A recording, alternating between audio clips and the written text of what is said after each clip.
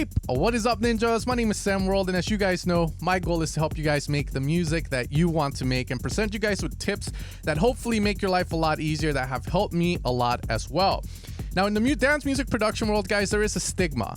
And it's weird because when you do this in hip-hop, and you put drums around it, and you put an 808 bass, and you sell it to a rapper for 20K, banger certified. However, when you do it in the dance music production world, you will get criticized to hell for it. How dare you find that synth loop before me and make a banger, man? How dare you? Hey, nice tech house track you got there.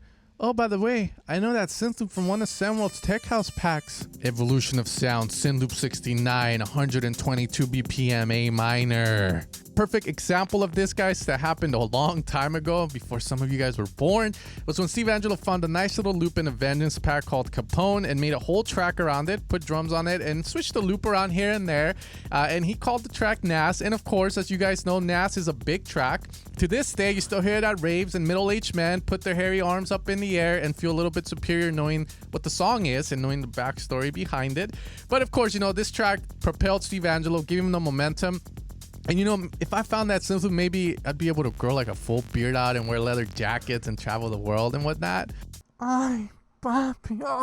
But once people found out it was a synth loop, of course, the criticism came along. Another example, guys, is of course back in the day, I used to frequent the Anjuna Beats forum because there were a lot of great producers on there with great tips, but there were also a lot of elitist producers that would say stuff like, if you're not making your own kick drums, then you're not a real producer. If you're not making CPUs out of scratch in Silicon Valley while sniffing cocaine out of hookers' bases, you ain't a producer.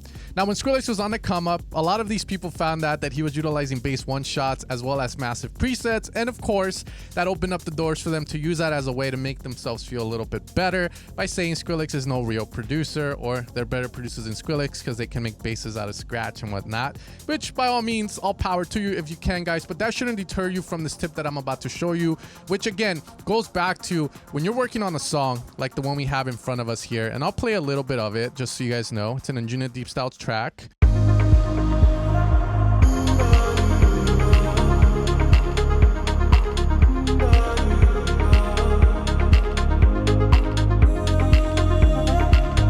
Okay, now we know that every 8 bars something needs to happen, and this is where a lot of people get stuck because your brain, when you first start an idea and this is all blank, it's like it's on Adderall. You're just like, fuck yeah, I'm at a synth loop here, a bass shot here, a vocal, put your hands up here and whatnot. But the moment that you go back to it and you need to finish that last 10% of your track, it's for some reason your brain decides to go into hibernation mode and you just can't come up with anything.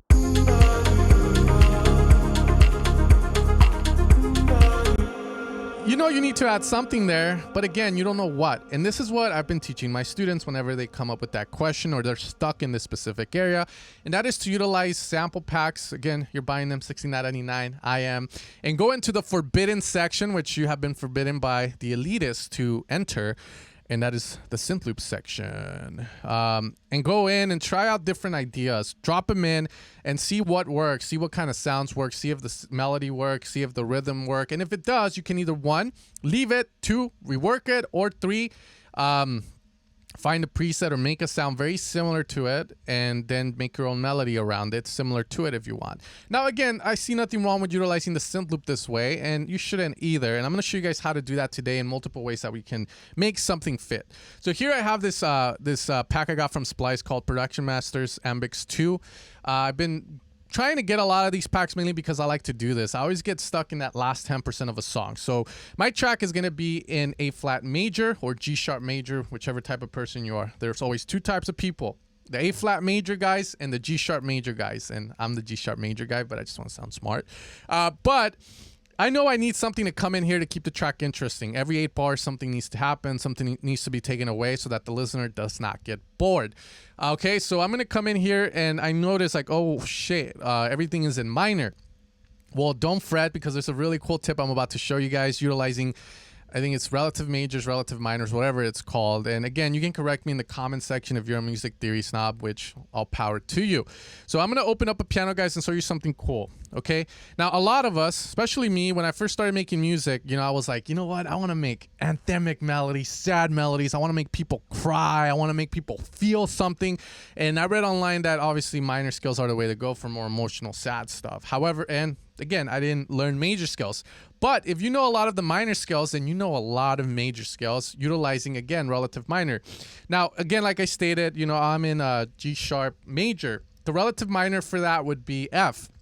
What this means is that, again, here, if I play F minor, then I know the A flat major or G sharp major scale.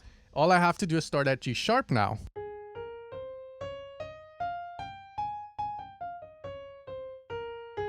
If I'm in A minor, and this is the most basic one, all the white keys, then I know, obviously, C major, which first scale we all know. C major is all the white keys. It's just where you start. Okay, last example I'll show you. Let's say I know, you know, the E flat or D sharp minor, E flat. One of my favorite scales of all time. Then I know the G flat major again. No, yeah, G flat major. I'm having issues here. All right, hopefully you guys can't hear the buzz from the sound card or whatnot. I might have to restart there. But again, knowing that means that I can utilize like a loop in F minor if I'm in, again, A flat major or G sharp major. So that's the first thing, okay? That's going to open up the doors a lot for you guys, a lot more, because it's going to open up what you can actually use and kind of go with there. So I'm going to find a loop. All right, so we're going to grab this F sharp minor one that they've put, and we're going to put it where I feel like something needs to come in. So it's going to be there. And from there, obviously, all I really need to do is utilize Ableton's glorious UI to lower the transposition down by 1, because we're in F sharp, so we want to be in F minor there. And then, again, we talked about why. And then we're just going to check it out and hear it.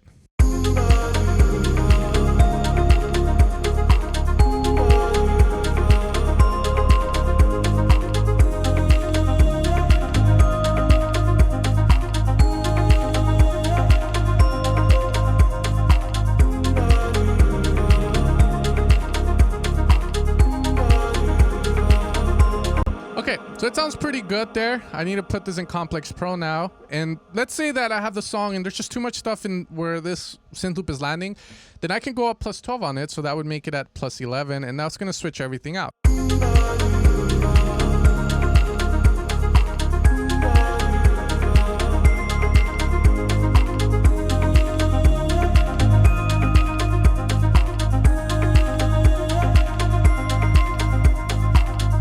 Of course, now from there, maybe I don't need that synth loop. Maybe you're like, okay, I like that, but it doesn't need to happen constantly. Then I can make little ear candy snippets, which again is where a lot of people struggle utilizing this. So I can maybe have it at the end of every 4 bars. So that way we get.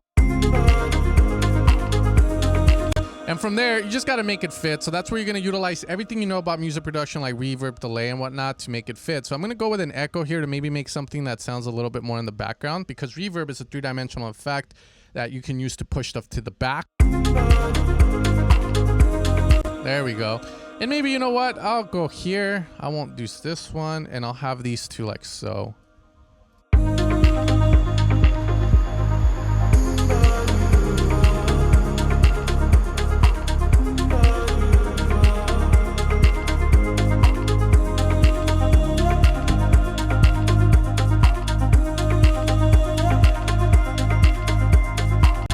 Actually pretty good. So you can kind of see how that works. Now, again, let's find another loop that maybe we can utilize here. So here I have another loop, which is more of a melody that we can utilize, and it's gonna be in C minor. So we're gonna have to go, I think, plus 5 on that to get to the F. So I can either go down or up depending on what frequency I want it to be at, but I'm gonna go plus 5 on it, Complex Pro that ass, and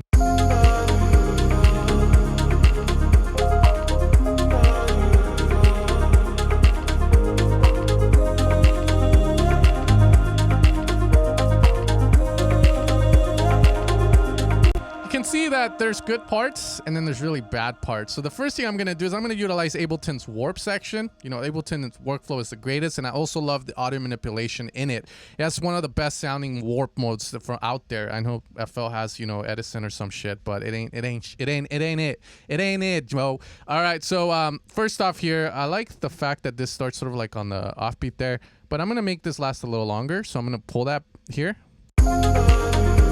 Okay. And then from here we have this nice little part.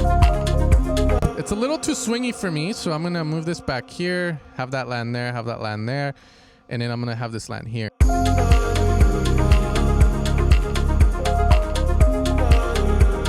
Okay, so I like this note hit pattern here, but I'm gonna elongate these guys a bit. Maybe go farther there, and then go farther there, and we'll try that.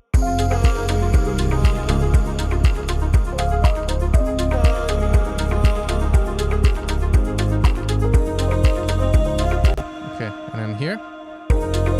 Again, this is nice. It sounds right, so we'll put it here. Let's see.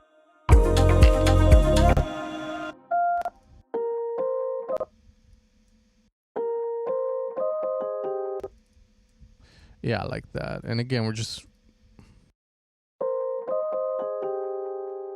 Oh, daddy, take me with you. No, we don't want that last. We'll check that out.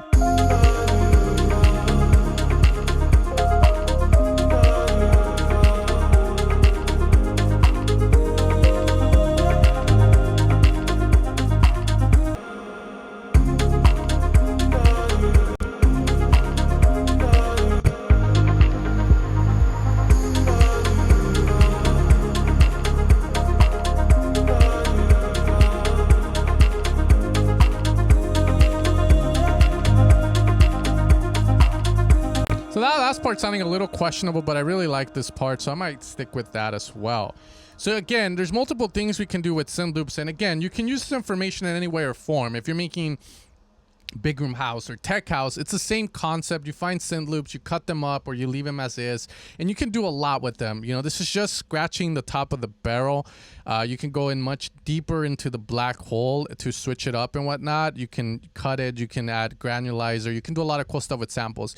But my point with this video is, again, guys, when you are in that last 10% of the track, do not fret away from the forbidden section of these packs. Go into them, try to utilize what you've paid for in order to get those ideas done, get them out. From here, I really like that sound, but let's assume that I just didn't like the... Isn't like the melody it was playing. I could one, sample a one shot out of it to make my own melody with it, or two, I could remake it if I'm a good sound designer, which I think I kind of am. Obviously, evilsounds.com. You know, find my serum presets there and support the channel. But again, I can do that as well, and that has been like a huge change for me, because back then I would just avoid that section and I wouldn't do anything with it. And that kind of caused a little bit of obviously frustration on my part, but when in doubt, try to use other people's ideas to help fill out yours, or get again inspired again with the music that you're creating. From there, you know, once we have those beautiful little melodies there, we can now put them in the bridge of the song.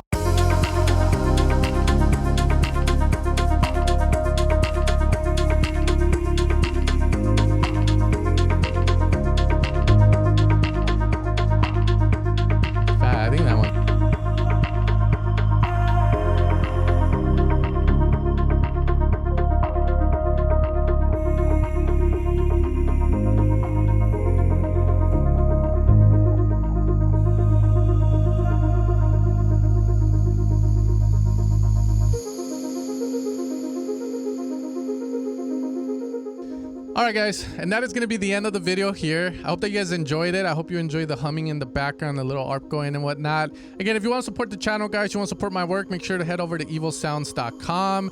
You can find a lot of my work there, sound banks, samples, synth loops, which you might need now. And as always, guys, thank you guys for joining me. My goal is to help you guys as much as I can with these ideas that hopefully open up your eyes to what you can do with production and not fret away from them. With that being said, you guys have a great day.